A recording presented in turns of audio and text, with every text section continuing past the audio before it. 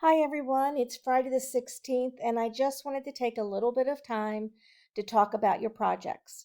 So, the assignments you have been doing this semester, specifically on line '06 and '09, were designed to help you do well on the project. Please make sure you take the feedback that's provided as you're finishing your projects.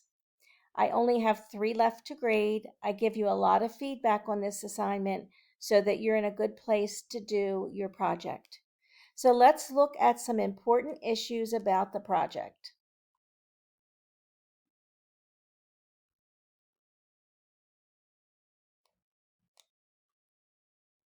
So you're supposed to go to the discussion board by the 17th to post that, which is tomorrow. If anybody needs a little bit of extra time, that's fine, but it needs to be posted by Saturday because the semester's almost over. So if we go to the discussion boards, each group has a final project discussion board open now, and they both say the same thing, it's just different people. So by the 17th at 9 p.m., you're going to post your project and your reference list in APA format. Attach both items, they're separate from each other, and make sure you list your population and community your item is trying to address. So if your item is for seniors, say that. If your item is for children, say that. If it's for a certain minority group, say that, because that's going to help people when they're watching your projects.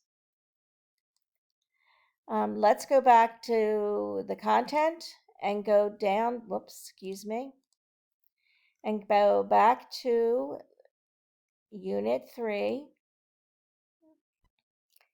There will be a slight change in the screen because I stopped while I was opening all the folders, so you didn't have to watch that. But if you go to Unit 3 and assignments that you submit, here you have the disease project with scoring tools. After you watch everybody's projects, you'll post your scores here, so not in the discussion board because only I see your scores with your names on them. So this is very important when you're doing your project. Other people should take 10 minutes or less to watch it or review it. Nothing should be longer than 10 minutes to review. I want you to look at the scoring tool for the teacher because it's important that you see what's being scored in your project.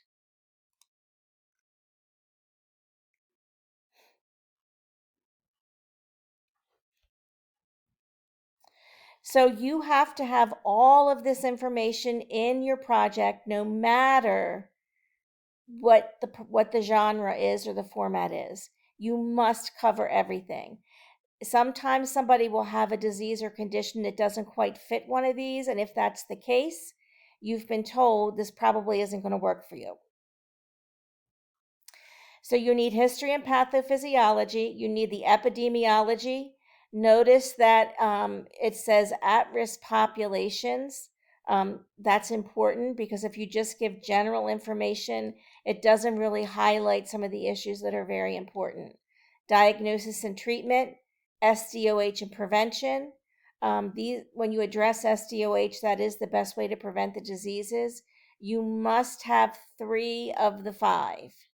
The reason only 3 of 5 is because not all social determinants of health are as important in every single disease.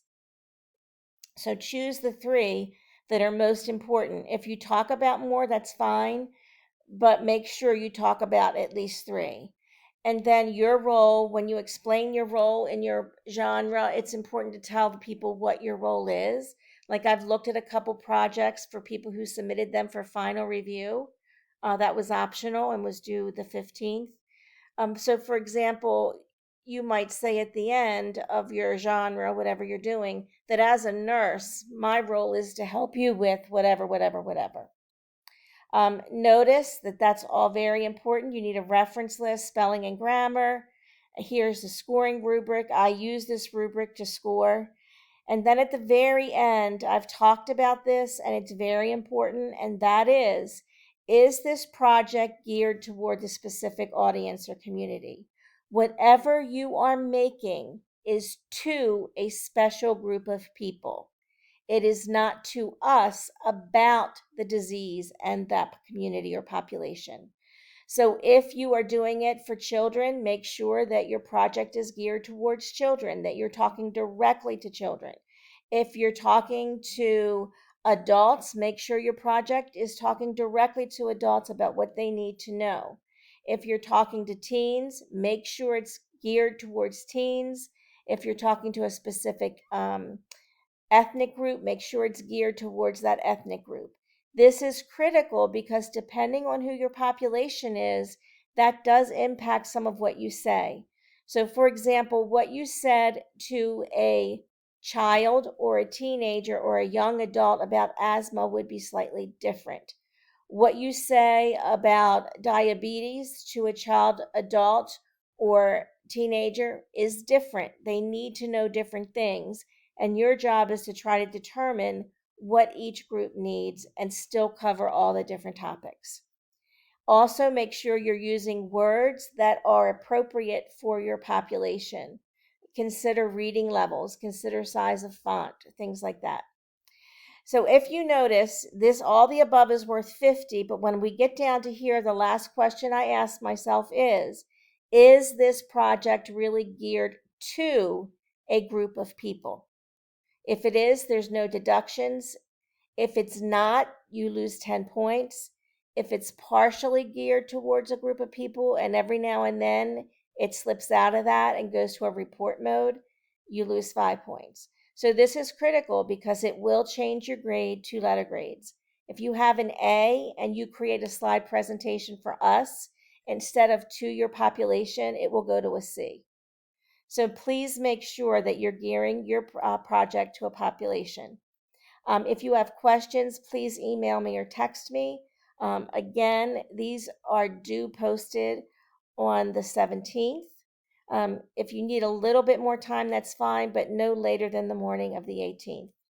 I am really looking forward to your projects because as I'm looking at the work you're doing, it's pretty impressive. If you have questions, again, please reach out. Thank you.